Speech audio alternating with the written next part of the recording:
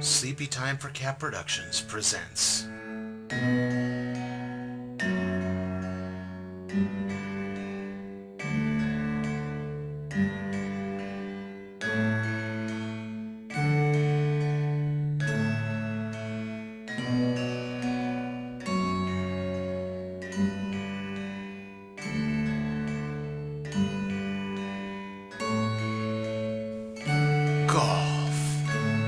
Boy, that Super Bowl sure was disappointing, wasn't it? So, yeah, this is golf, where I basically do the same thing I was doing with my Madden show, but now I'm talking over footage from PGA2K21. I'll give a little bit of information on that later, but anyway, this is kind of weird. As I said, the Super Bowl was rather boring, as the promo for this show debuted during my Super Bowl preview, so yeah, it was boring and disappointing, wasn't it? Not to mention, I seem to have picked a doozy of a week to try to launch this show, given the recent auto accident with Tiger Woods. Thankfully, he's okay and those injuries aren't life-threatening, but still, kind of brought up a lot of bad memories, especially from last year, you know? I know a lot of reporters were saying that, but still, it's just kind of something that just echoed in your mind. Anyway, I thought for this first episode, I'd kind of give a little general overview on my thoughts on PGA 2K21. The title's a bit of a mouthful there. First, I'm going to start off a little bit with some the good points of the game. Okay, so we're going to start off with some positives about the game right now, and for those of you who maybe aren't aware of the history, this thing was originally part of a different franchise called the Golf Club, I believe. Basically, it was a sim thing where you could just play through a tournament and, create your own golf course, and all that stuff's still in here. But then it got integrated with the 2K branding, so now it's that part. There, of course, used to be the old EA Tiger Woods games, coincidentally, but those stopped not too long after Tiger Woods' first accident and the whole scandal with that. And then it was supposed to come back with Rory McIlroy at one point, but that just never really panned out. So, yeah, it just kind of vanished, and this new one's here to sort of pick up the slack. The game overall is a very soothing atmosphere. It's not overly stressful. If any of my family member could tell you about the golf games we used to play on our old computer, we had a couple of the EA PGA Tour games. Not the Tiger Woods ones. This was PGA Tour Gold 97, 98, somewhere in there. And then we had another one from 2000. And again, if my family could tell you anything, is that those would often just cheese me off at some point, because I would set things up right, and I thought I had everything set up right, and then I would immediately just completely blow it and scream and yell. But still, those were fun and all, but yeah, I definitely don't lose my temper nearly as much as that. And gameplay is overall pretty easy, particularly once you've learned to properly harness the elements.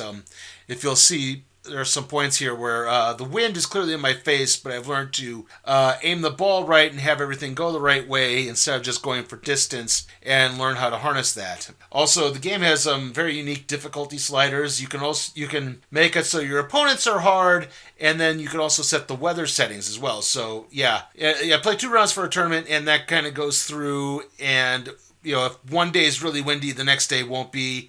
If the one day is really calm, the next day will be really, really windy. And, it goes, like I said, the opponents you can make tougher. I actually play on pretty much the second hardest setting with that, and I'll get a bit to more of that in the negatives, unfortunately, because that is a drawback. But I'll get to that when I do.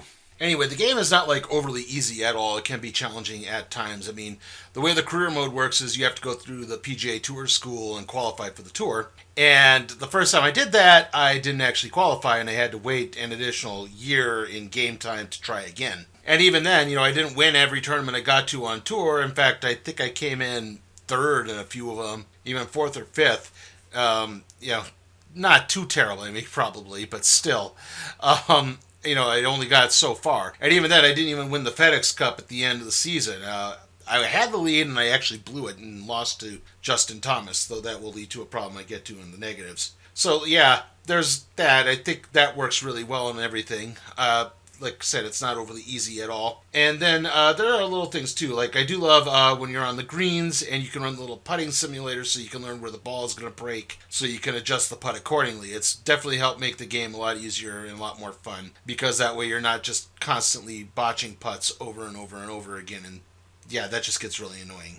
Still, the game is far from perfect, and there are some very glaring errors, and I'll be getting to that in the next segment. Feeling good, fun time, playing in the sunshine, family or daytime. Wow, what a great time!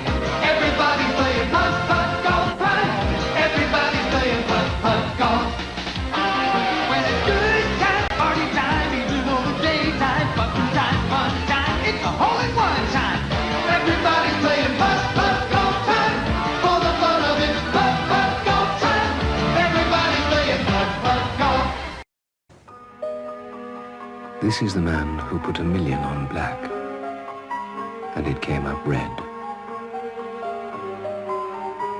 This is the man who married a sex kitten,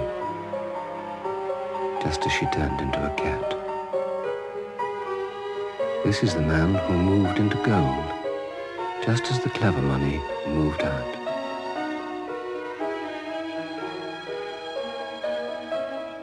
This is the man who drives a Volkswagen. Everyone must have something in life he can rely on. Hey. Hi, yeah, is this the new Nike VRS Covert? Yeah, it's the world's first high-speed cavity bag. Same one the pros use? Yep. Positive? Let me go get some help. Could you? Yeah, I just want to make sure I'm talking to the right guy. I'll take it. Anything else? Did you know Tiger Woods was just here? Really? Get fit for the Nike VRS Covert What'd I say? at Dick's Sporting Goods.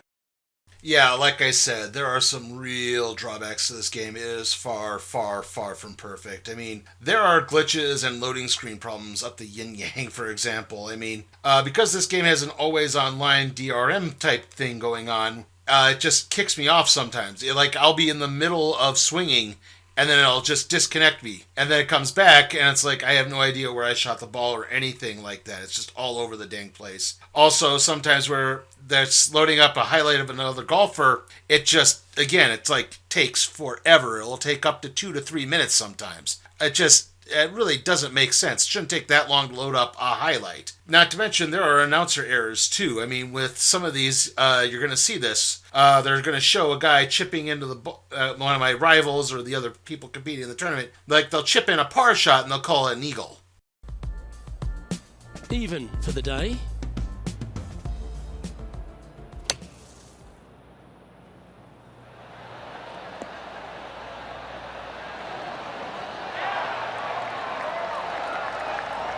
Oh, well played. Aren't you an expert in the bunker? Added to the awkwardness with the announcers, Rich Beam, the analyst, who is a former professional golfer, he won, I think it was a PGA Tour championship at some point, or was it the U.S. Open? He's won at least one major, I know that, but still, there are times he gets really, really creepy and cringy with some of his calls.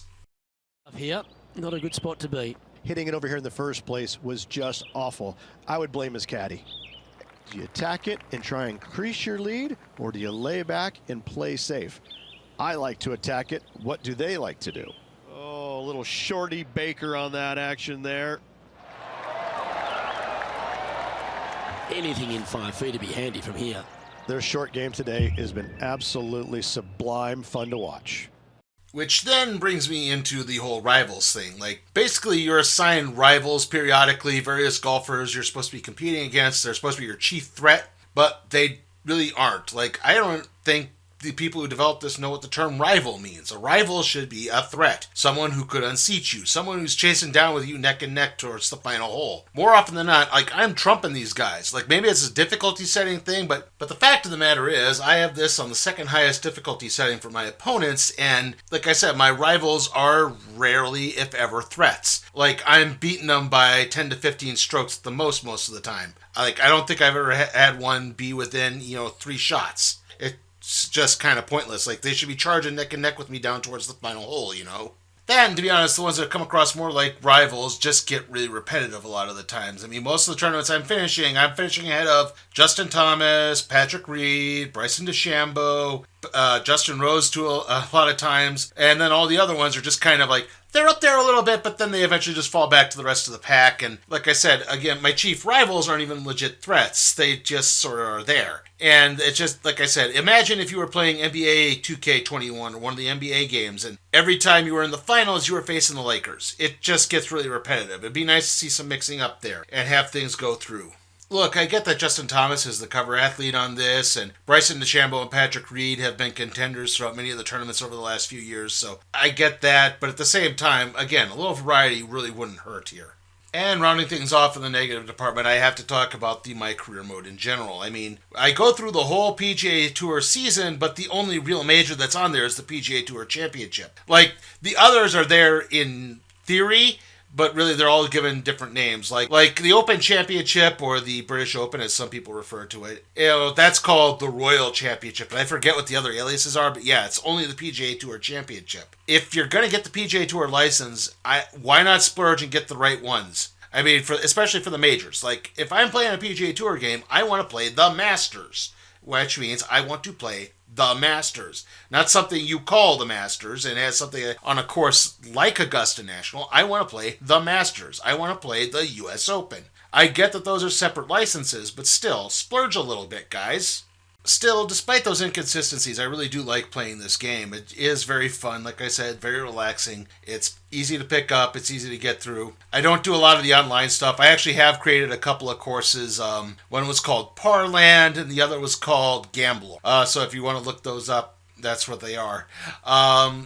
So I haven't. So if you want things like the Online Society or microtransactions, I don't do microtransactions. I don't do any of that stuff. So I will not speak to that at all. I don't encourage that. I strongly suggest you avoid it. Not to mention, this thing is probably at a real deep discount now. I mean, I think mine was $30 on Christmas, so yeah, it's probably roughly the same price. I don't know what the digital copy was, but mine's a physical copy. You could still probably get it for a decent price. So I would recommend picking this up, especially if you just need a quick thing to play every once in a while. Anyway, I'll see you all next time when I try to figure out something else I could talk about.